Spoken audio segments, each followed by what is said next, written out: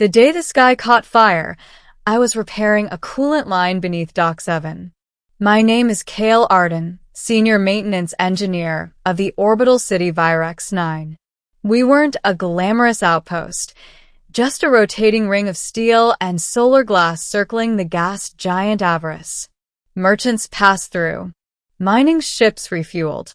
Diplomats occasionally stopped on their way to the core systems. Royalty, however, never visited Virex 9 until the day the Imperial cruiser Solaran arrived. It cut across the void like a blade of molten gold, escorted by 3 defense frigates bearing the sigil of the Celestian Crown, a rising phoenix encircled by 7 stars. Everyone in the docking ring pressed against viewport glass to watch. The rumor spread quickly. Princess Lynera Valetian, only daughter of Queen Seraphel of the Celestian Empire, was touring frontier territories to strengthen alliances. Virex 9 was merely a ceremonial stop. I didn't care much for politics. Empires rose and fell beyond our orbit. I kept life support systems running. That was my world. But the universe has a talent for dragging ordinary men into extraordinary fires. The welcoming ceremony took place in the Grand Atrium, a transparent dome overlooking Avarice's swirling crimson storms. I wasn't invited, of course. I watched from a maintenance catwalk high above, pretending to recalibrate thermal sensors. Princess Lynera stepped forward beneath the dome's starlight.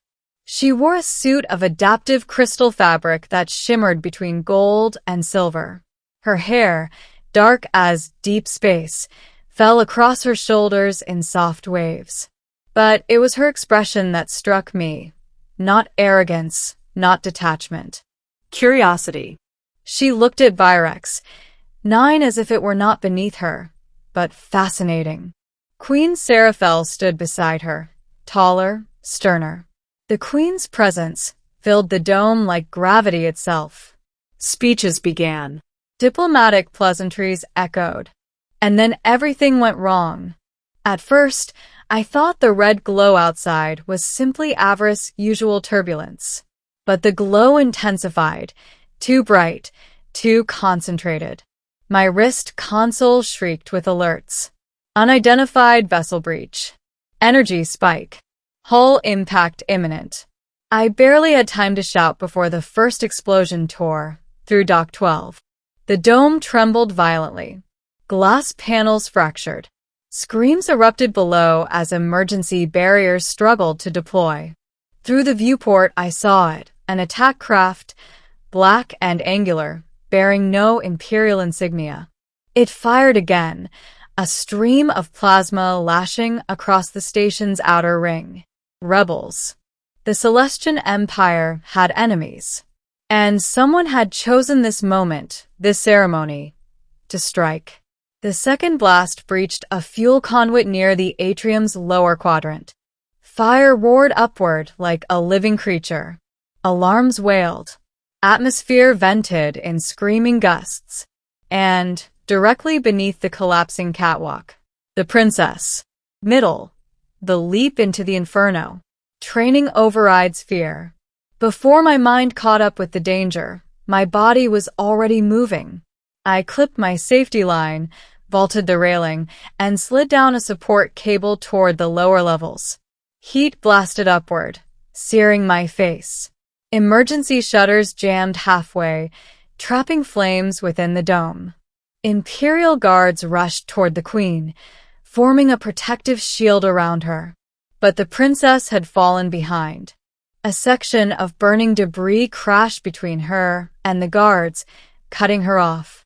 She stumbled, coughing, trapped near the fractured edge of the dome where fire licked hungrily along exposed fuel lines. "Get back," someone shouted. But she couldn't. The plasma strike had destabilized the dome's structural integrity. If it failed entirely, the atrium would vent into space. I reached the lower level just as another explosion ripped through the chamber. The Inferno surged. I had seconds.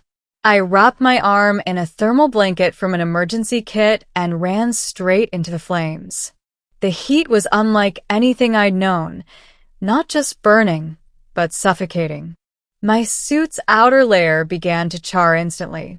Through the smoke, I saw her, Princess Lynera, struggling to rise, her elegant attire scorched and sparking where embedded tech malfunctioned. She looked up as I approached. Our eyes met for a single, crystalline moment. "Can you stand?" I shouted. She nodded, though her breath came ragged. A flaming support beam crashed behind her. Instinct took over. I lifted her. She was lighter than I expected, and turned toward the nearest emergency bulkhead. The path collapsed in a rain of sparks. So, I chose another. Straight through the thickest wall of flame toward a maintenance hatch few civilians knew existed. My skin screamed. Warning lights on my suit flared crimson. Behind us, the dome groaned. I kicked the hatch release panel. It sparked uselessly. I didn't hesitate. I drove my shoulder into it once. Twice. On the third strike, it burst inward. We tumbled into the narrow service corridor just as the atrium dome shattered behind us. The vacuum roar sucked flames outward into the void. Then silence. Emergency systems sealed the breach. I lay on the cold metal floor, lungs burning, arms wrapped around the princess. She was alive. Footsteps thundered down the corridor. Imperial guards flooded the space, weapons raised. One of them tore me away from her. The last thing I saw before blackness claimed me was Queen Seraphel stepping into view, her eyes fixed on me with an intensity that felt like judgment, and something else. Recognition. Middle continued. The Queen's decree. I awoke in a medbay brighter than any chamber on Virex 9. Advanced Celestian medical drones hovered above me, repairing burns with nanofiber grafts and regenerative gel. A voice echoed through the room. You leapt into the fire without hesitation. Queen Seraphel stood at the foot of my medical pod. Even without her ceremonial regalia, she radiated authority. Her silver hair was braided intricately with strands of living light, technology woven seamlessly into tradition. I did what anyone would, I said hoarsely. That is untrue, she replied calmly. Many froze. I tried to sit up. Pain flared along my side. The princess, I asked.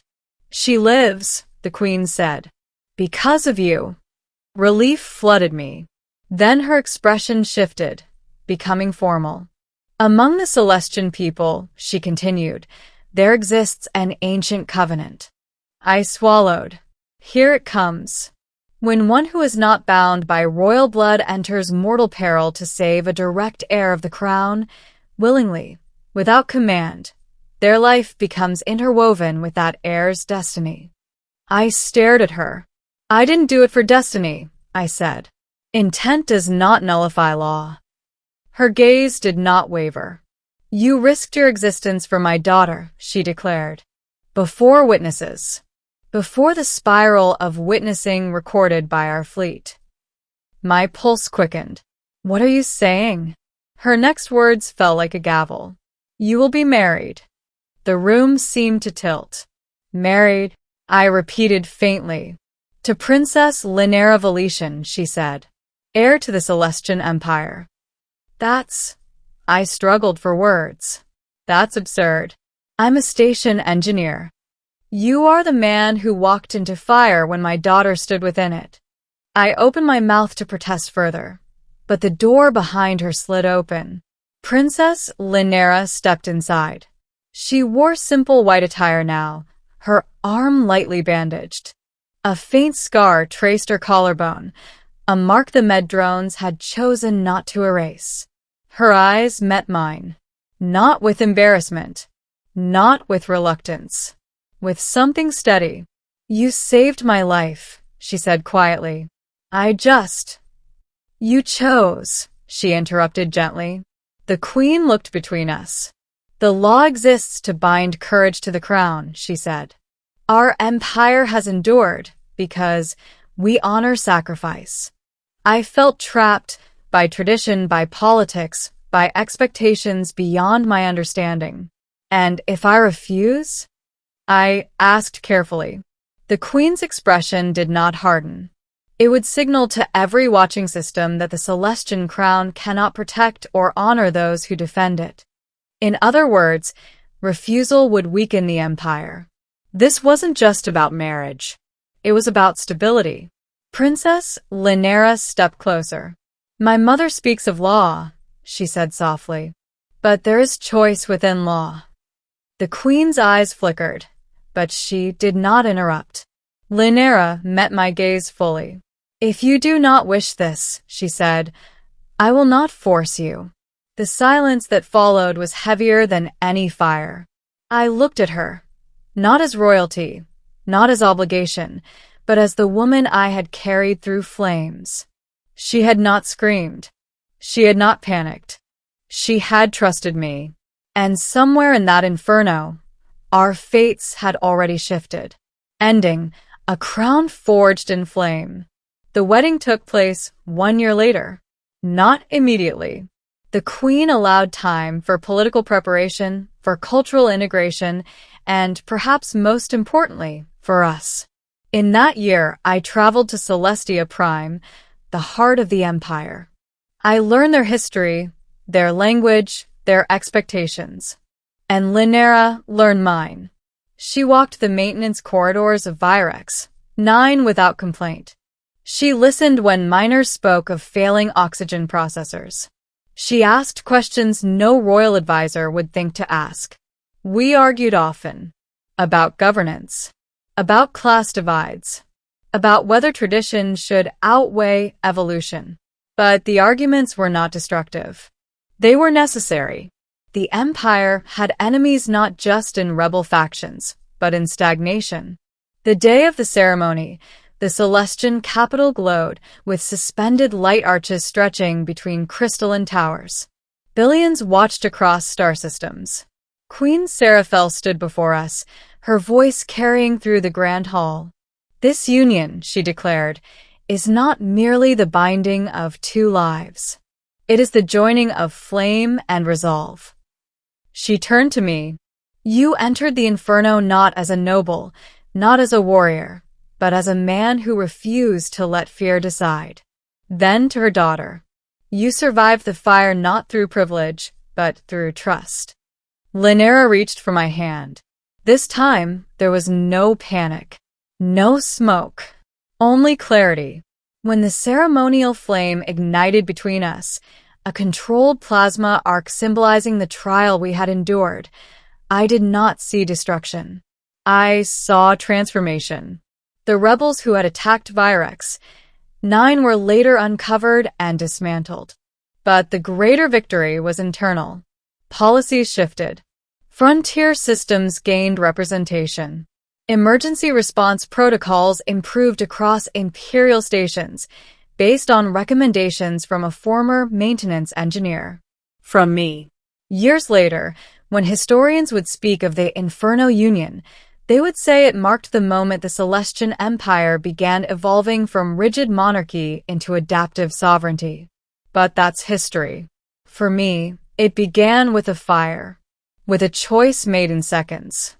I did not leap into the Inferno for a crown. I did not carry the princess expecting destiny. I acted because someone was in danger. And sometimes, that is all destiny requires.